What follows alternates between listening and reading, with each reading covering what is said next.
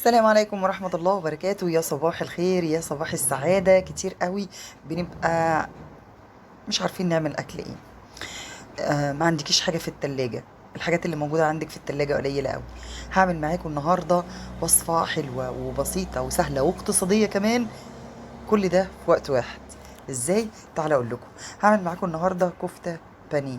طب ما كتير بنعمل كفتة بانيه، لا النهارده هعمل لكم الكمية دي كلها من ربع فرخة بس. طعم حلو، الحاجات اللي ضفتها كلها صحية، وكمان تزود القيمة الغذائية للأكل، وما هياش حشو.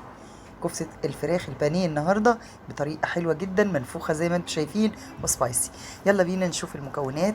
معايا صدر فرخة، اتنين فلفل، واحدة أصفر واحدة أحمر، بصلاية متوسطة، بقدونس وتوم وفلفل حامي.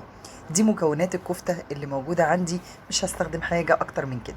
تعالى أحط كل ده في الكبة.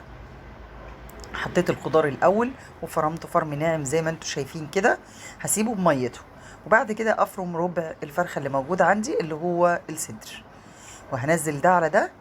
هحط معلقتين اتنين بس من البرغل، هيشربوا السوائل اللي موجوده عندي بتاعه الخضار. انا هنا ضفت بيضه، لكن للاسف المقطع ده ما تصورش، لكن انت ضيفي بيضه.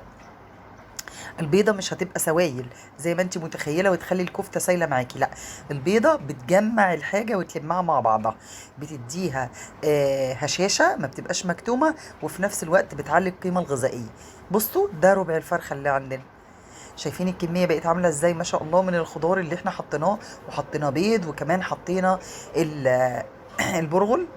التوابل اللي هستخدمها بهارات فراخ، بهارات 7 حبات، ملح، فلفل اسود، وهحط كمان معلقه صغيره من البابريكا.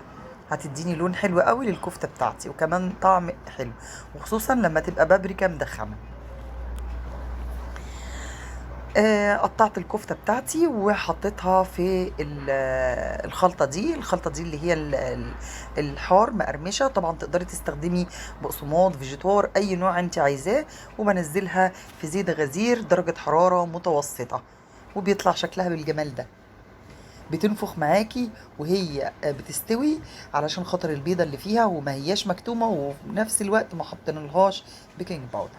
وصفتنا النهاردة كانت بسيطة وسهلة وفعلا اقتصادية، طعمها خطير جدا. تقدري جنبي تقدميها جنب مكرونة، جنب بطاطس محمرة، سلطة خضراء، ودي كده وجبة متكاملة، عناصرها الغذائية كويسة جدا وفي نفس الوقت اقتصادية.